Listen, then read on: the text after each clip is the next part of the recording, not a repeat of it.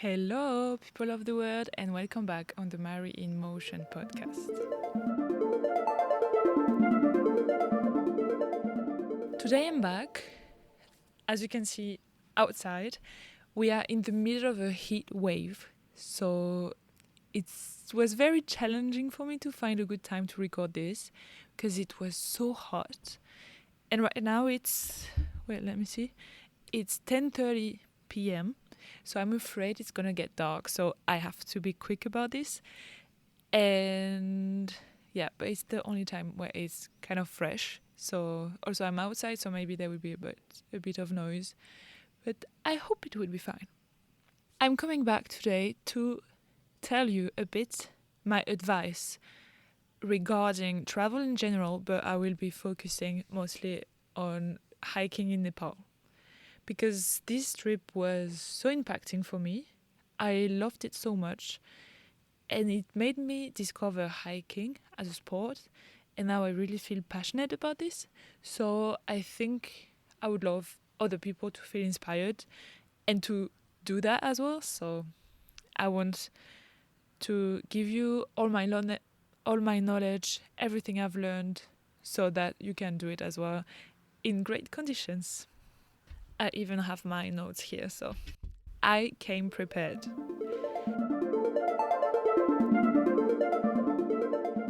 First of all, why did I go there? How did it happen? If you have listened to my episode about Nepal, you already know a bit, but I will say again. So 2 years ago, I graduated, and I was already traveling a lot. And when I graduated, I decided to find a job. But my biggest fear was to settle in a job and to never travel again. So I wanted to have a plan and to do something and to think about an adventure that would keep me going while I was working, and that would kind of keep me accountable for not staying stuck in that job and having something to do afterwards. So I found a job that was a 1-year contract. So I said, okay, in the end of October 2025, I will finish my contract. And so during the whole month of November 2025, I will go to Nepal. What was very important for me was to have these dates and to say I have to go there. And that was the first thing, the first process. Then I started to do some research, and I took my flights quite late, but I really had this idea and it seemed a bit crazy. I was a bit scared, but I decided to just book the flights, and then I would not have any choice. I decided to go in November. So the biggest season to go hiking in Nepal, I don't know about the spring ones, but for fall, it's October is the biggest month where it's the best because it's not raining and it's the hotter. Yeah, so the month around, so September and November are also okay. Just, I think September has more risk of rain and November is colder. So there are less people. That's also what I wanted. For me, what was really important was to have not that many people on the trail. I wanted to feel like I was doing an adventure and I was a bit more in the local area. Yeah, but at first I wanted to do the tour of the Annapurnas, which is very, very famous, but it was recommended to me by actually the person that hosted me in Taiwan. And she said that she did it, but she did it maybe more than 10 years ago. There was nobody on the trail when she did it, but I knew now. I could see on social media, and I watched a lot of YouTube video. I could see that actually now it was super busy because it's so pretty. But anyway, I decided to look for something that was less busy. And I don't know, I just looked at blogs. I think the blogs are so nice because they're written by people that actually did it. They are, I don't know, it's like proper people. And I also sometimes look at the agencies just to see the road they're taking. And But yeah, usually I love blogs. So I found this one was the Langtang Valley, and what I liked also about it is that it was a bit modular. So the valley itself was 1 week, but then if you wanted, you could keep going. So I thought it's perfect for me because I don't know if I will like it. I don't know how I would feel. So 1 week is nice. And then if I really like it, I can keep going. So that was cool. So you have to first put on paper, like be clear about your expectations and what you want. Do you want something touristy? Do you want it to be challenging? Do you want to be the only one on the trail? Do you want to have a fixed number of days? Or like, what do you want? You need to know. Also, Nepal, I think, is very nice to start with multi-day hike because you don't have to carry tent or food because you are host. I guess you can camp, but you have tea houses everywhere on the trails. I think even on the less touristy ones, there are still tea houses mostly everywhere because people live there. There are villages, so you could always find food and a bed, and so you don't need to look for a spot. You don't need to carry all of this gear, so it makes it very, very nice. And also there are tea houses so often that, like, actually on the one I did, I don't know about less touristy ones or like less used ones, but where I was, there were tea houses so often. We could stop for tea, we could stop for lunch, we could stop for like the afternoon snack, we could stop everywhere. And if we would get too tired, we could also stop earlier than what we had planned. It never happened, but imagine something happens, I don't know, and then you can stop earlier. But also, all of that flexibility came from the fact that I didn't hire anyone, so no porter and no guide. It was very important for me to be on my own. Oh, okay, first, no. You shouldn't hike alone. It's very dangerous in any country because what if you break a leg? What if you feel bad? Like, it's important to hike with someone because imagine you just fall on like a cliff, then nobody will know. It's very dangerous. Okay, so you always have to hike with someone. But I didn't want to hire a guide that would baby me or like that would take care of the things. I wanted to be stressed. I wanted to have some insecurities. I wanted adventure. And I felt like if I hired a guide, then all of that would be taken from me. So I really didn't want to have a guide. And of course, no porters. Like, I'm a bit, I don't know. There is a lot of debate about this. We will go to that later. But for me, I felt so bad.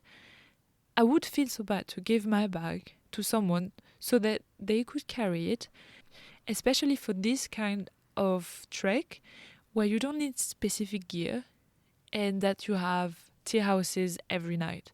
Because my bag was so small, it was less than 10 kilos. And like, why would I want someone to carry it?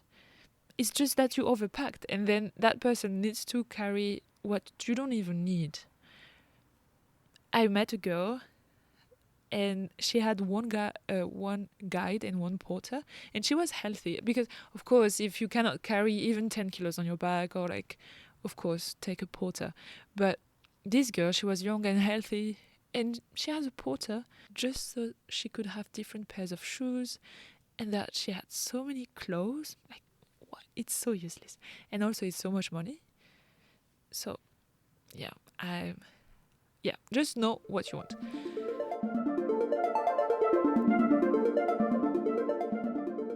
I'm sorry, it's getting a bit dark, but I really want to do this outside, so I will keep going. And if the video is too bad, well, it's okay. I usually don't post with the video, so this won't change so much. My second point is to travel to safe countries. I think a lot of countries are safe and that you shouldn't believe everything you see on the medias, and actually listen to tales from people that actually were there. But anyway, you need to feel safe. So choose wisely where you are going. Nepal is a very, very safe country in my opinion. Especially as a woman traveling on my own, I I don't think there was once where I felt not safe ever, besides from the traffic, but from the people, never. They are so welcoming. They respect everybody, even women, which sometimes it's not. Yeah. So they are very respectful, and sometimes I felt a bit. I don't know how to say it, but they were treating me as a child or as someone that was not capable. But I think it's more from a good intention. They are trying to protect me because they wouldn't do that. They wouldn't go hiking on their own, which I understand, but I had to go anyway and tell them, yeah, don't worry about me. But I never felt not safe. So choose wisely the place you go and also the people you are staying with. So as I said, you shouldn't go on your own, but I didn't want to hire a guide and I was traveling alone. So what I did is to put a message on Facebook. There are a lot of groups. I said I'm doing this hike from this day to this day. Is anyone here that we can buddy up? Because this hike was not so touristy. Otherwise, I think I would have just met someone on the bus, which was my original plan. Also my also very first plan was to meet someone at the hostel, but last minute I was hosted by some local family, so I was not in a hostel, so I couldn't meet people there. But that's totally an option. So do that. So I posted this message on Facebook. I had so many messages from guides, but I didn't want that. And I also would rather hike with a woman, especially if they're foreigners, because I don't know. So I received a lot of messages, and in the end, I got teamed up with this girl, Susanna, and we went together. And yeah, we had the same date, so everything was perfect. But it's really reassuring to go with someone, so you can also like share the burden, and you know you have that person if something wrong happens. It's important. Safety first. I'm not even reading my notes. Ah, yeah, I forgot. You also should know your hiking experience. I was quite I always grew up in the mountains. So I knew the dangers, I knew my level, I know how to behave when I'm in altitude. I know my limits, I know how to walk. I already had the gear, everything. But I think especially with social media, a lot of people go hiking even though they don't have the right level. I want everyone to go hiking, even if you're a beginner, but be aware of that and choose accordingly. So if you're a beginner, go and do something easy with maybe a lot of people around, so you are not on your own in nature and don't know how to behave.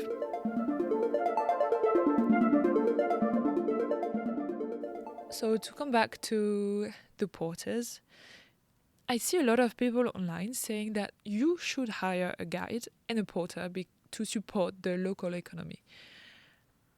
I really don't agree, because that's my holidays, that's my adventure. I want to do it as I want, while respecting everybody, of course.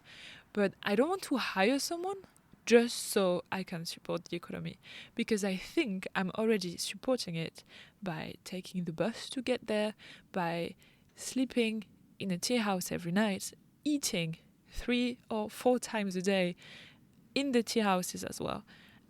For me, it's enough, and I'm already supporting them. But I know that to become a guide, the people need first to be porters, and then they can have the certification to be guides, and they need to do a certain amount of kilometers to be able to be guides. So we need, like, porters need to be hired in order to have guides.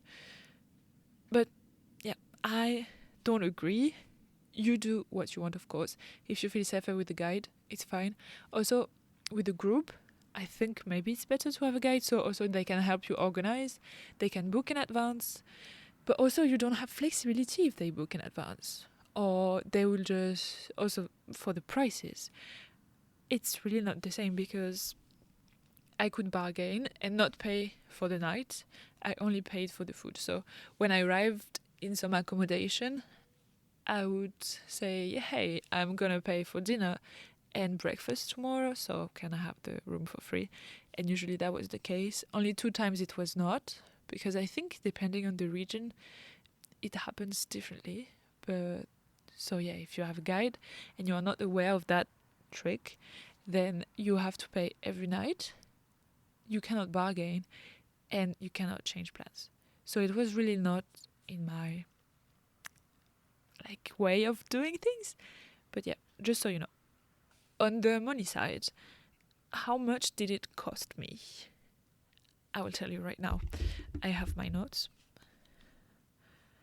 So I've worked for 13 days, so 12 nights, and I will tell you exactly how much everything cost me. So the bus from Kathmandu to the hiking area, it was €6. Then so I needed to take a permit for the national park, which I was not aware existed before. So this also supports the local economy.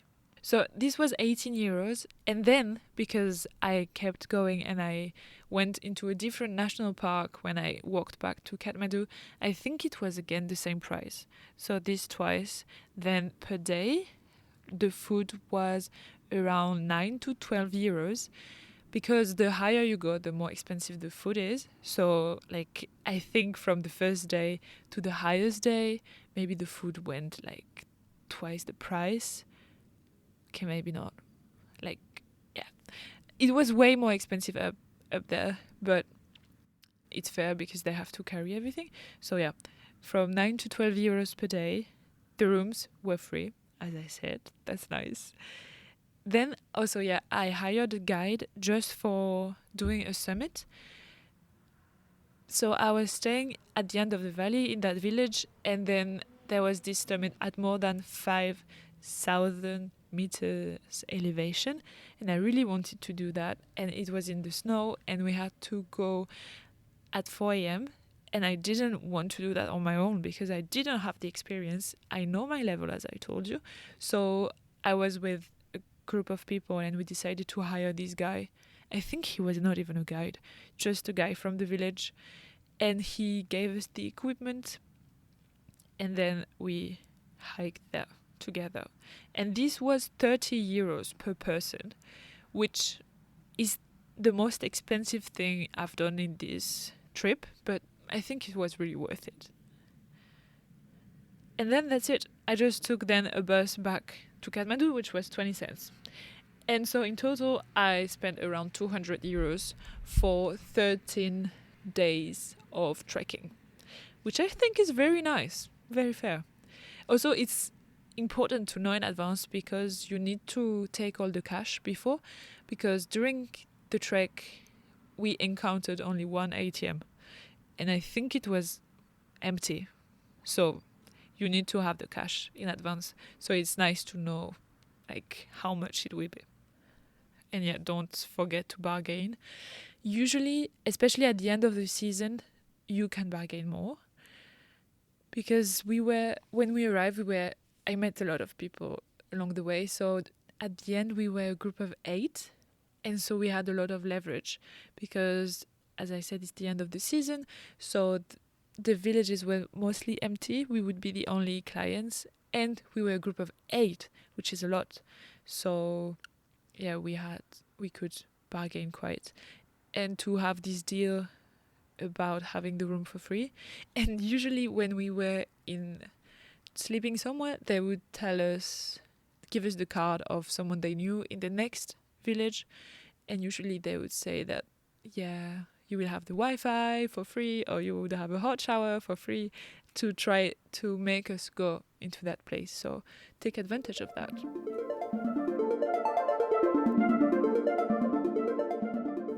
My last advice is to enjoy enjoy as much as you can.